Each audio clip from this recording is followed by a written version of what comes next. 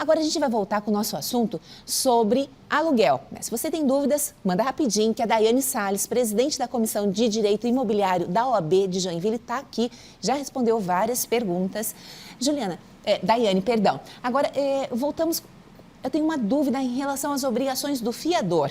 Sim. Que muita gente, na confiança, amizade, né, família, acaba assinando e se incomodando e perdendo a amizade, criando um problemão na sua vida. Sim, acontece bastante, Keltrin. Assim, a fiança é uma garantia chamada uma garantia pessoal, né?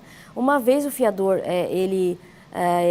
aceitando a garantia e ele renunciando o que a gente chama de benefício de ordem, ele se coloca junto com o locador como responsável pela dívida.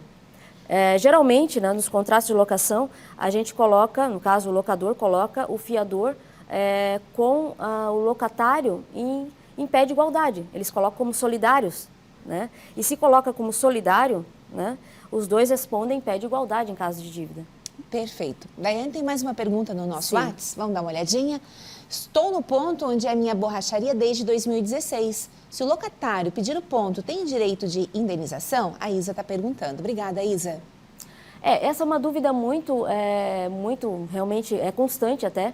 O que acontece? Primeira questão, antes de responder aqui, é importante saber que se o locatário estiver no imóvel há cerca de 5 anos, ele tem direito de renovação no contrato de locação. Ele pode entrar, né, dentro do prazo legal e realmente requerer, né, a renovação, a continuidade, tá?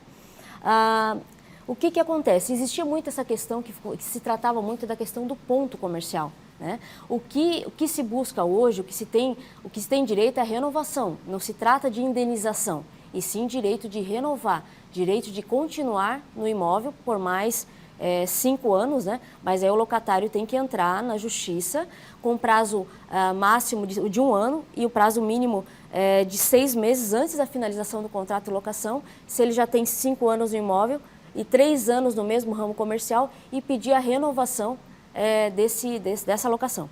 Aí é reconhecida judicialmente a renovação do contrato de aluguel. Muito bem. Tem mais uma pergunta. Se a pessoa vai locar um imóvel, tem direito de pôr restrição, tipo não aceitar criança, animais, que a gente tem observado muito isso, né? O Edgar perguntando. Sim, tem sim, tá? Ele pode colocar sim, e caso a pessoa venha a descumprir, causa inclusive infração do contrato. Então, é importante estabelecer essas questões todas, essas premissas, junto com um advogado. Por isso que é importante o advogado estar junto, né? Porque muitas vezes passa alguma coisa ali que o locatário não observou e depois ele acaba se incomodando, né? E tendo que ficar com o imóvel, até tendo um prejuízo em pagar multa, ter que sair do imóvel. E, infelizmente, pode sim. Vou aproveitar o gancho e perguntar. Aluguei uma casa, mas quero fazer a sala da frente de comercial, um ponto comercial. Aluguei com uma finalidade particular, residencial. Posso sublocar ou então dar outro destino a esse imóvel? Não, somente se estiver expressamente no contrato de locação. Quando você loca um imóvel, você vai locar ele com finalidade residencial ou com finalidade comercial. Se você utilizar o imóvel com uso diferente, isso dá causa à infração contratual. O locador pode notificar você, inclusive, e dando, inclusive, a causa à rescisão do contrato. Mas tem que estar no contrato? Tem que estar expresso. Inclusive a sublocação. A sublocação tem que estar expressa no contrato de locação. Você não pode sublocar para alguém sem essa previsão legal. Por exemplo, aluguei um apartamento e tem um quarto sobrando, quero colocar naqueles aplicativos, aí vem um festival de dança, quero alugar de repente para alguém, não pode também? Não, só se tiver expressamente que o locador ele te autorizou a sublocar, né? E é comum, é frequente também, né? Isso. Sim, bastante. Tem mais uma pergunta no nosso WhatsApp. Fundo de reserva, para que serve? Quando saímos do imóvel e deixamos ele em perfeito estado, podemos reaver? Não. O fundo de reserva é aquela obrigação que eu falei no boleto de condomínio.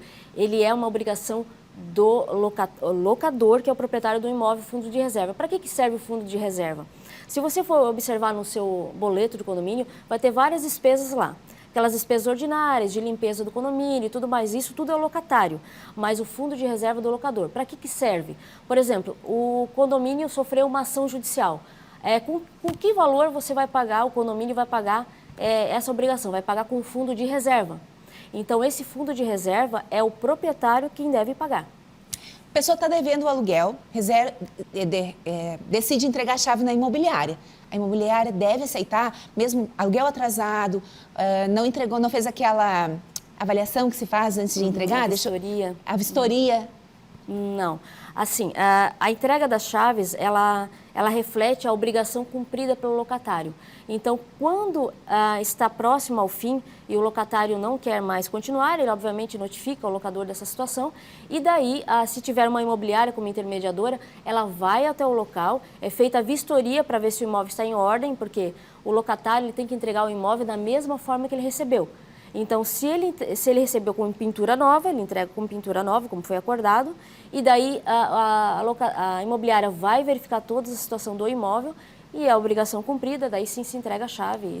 Mas a questão do aluguel atrasado? Se entregar em perfeitas condições, mas o aluguel continua atrasado, a imobiliária deve receber as chaves ou não? Olha, assim, ela pode receber as chaves, mas a obrigação ela pode cobrar judicialmente, inclusive, tá? Tá certo. A obrigação continua. Continua, né? Tem mais uma pergunta no nosso WhatsApp. Aluguei uma casa por 6 anos, sempre paguei em dia. A imobiliária pediu a casa, alegando que a dona iria morar, mas alugaram de novo. Eles podem fazer isso? Realci Isabel. Não, é porque existe uma previsão na nossa lei do inquilinato que o locador ele pode pedir para uso próprio seu ou dos seus descendentes, né?